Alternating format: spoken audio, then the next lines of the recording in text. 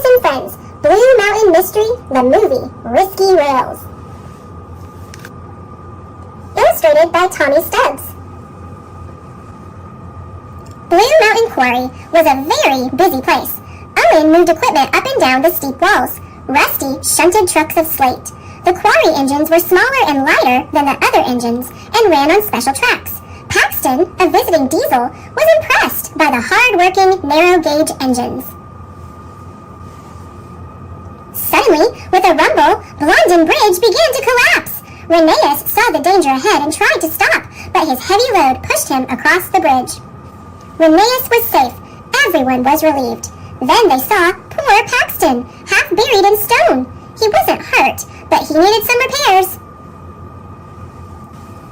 Sir Topham Hatt asked Thomas to work in Paxton's place.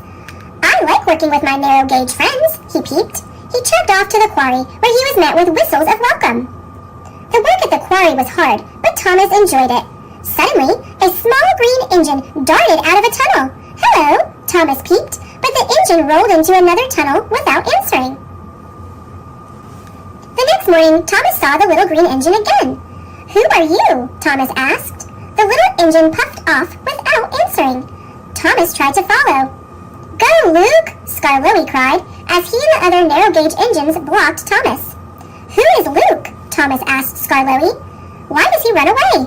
"He hides because long ago he did something very bad," Skarloey said. "He's afraid that if he's found, he'll be sent away from Sodor forever." Thomas promised to keep Luke's secret. Later, Thomas steamed off alone to think. "Don't worry, Luke," he said aloud. "I'll find a way to help you." Someone was watching.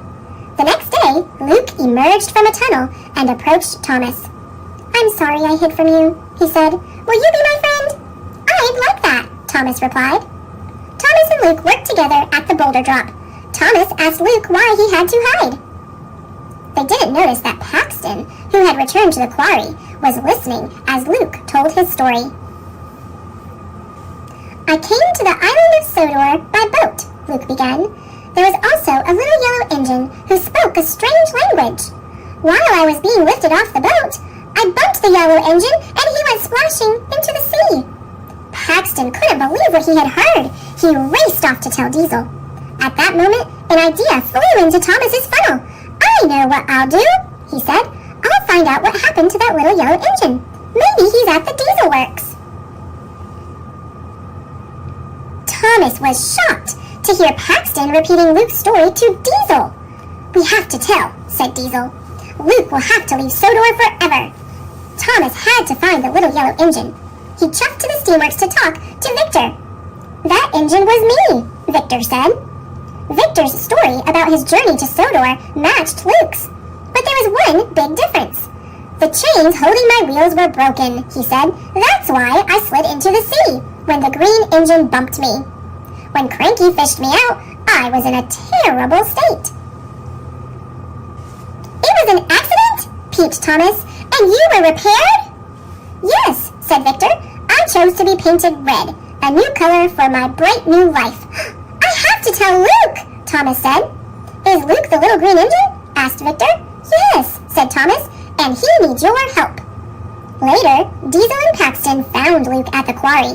Luke rolled up the narrow gauge tracks where Thomas and the other engines couldn't follow. "You can't hide now," shouted Diesel. "Sir Topham Hatt is coming to kick you off Sodor. Even Thomas can't save you." "Yes, I can," Thomas peeped as he sped into the quarry. Rocky and Owen helped Thomas climb all the way up the quarry's walls. But Thomas's wheels were too big for the narrow gauge tracks at the top. They jumped off the rails and Thomas rolled toward the edge of the cliff. "Help!" Thomas peeped. Just then, Luke came around the bend. "Watch out, Thomas!" cried Diesel. "He's going to push you off, just like he did that yellow engine." "Don't worry," said Luke. "I'll pull you back to Owen." And slowly but surely, he pulled Thomas back toward the platform. Luke felt strong. Luke got Thomas safely to Owen's platform, but the two engines weighed too much for Owen. The platform began to drop straight down. "Cinders and ashes!" peeped Thomas. Gears whined, sparks flew, but Owen brought Thomas and Luke safely down. Just then, Sir Topham Hatt arrived with Mr. Percival, the narrow-gauge controller. They were confused and angry. Then Victor steamed into the quarry. "Luke, you didn't push me," he said. "It was an accident." Sir Topham Hatt was upset with Diesel. "You didn't find out what really happened," he said, "and the real story is what matters." "Well done, Thomas," said Sir Topham Hatt. "Today is a happy day for Mr. Percival and his engines."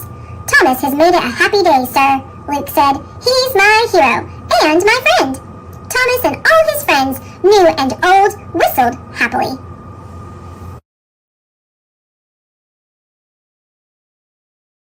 Thanks for watching. Click subscribe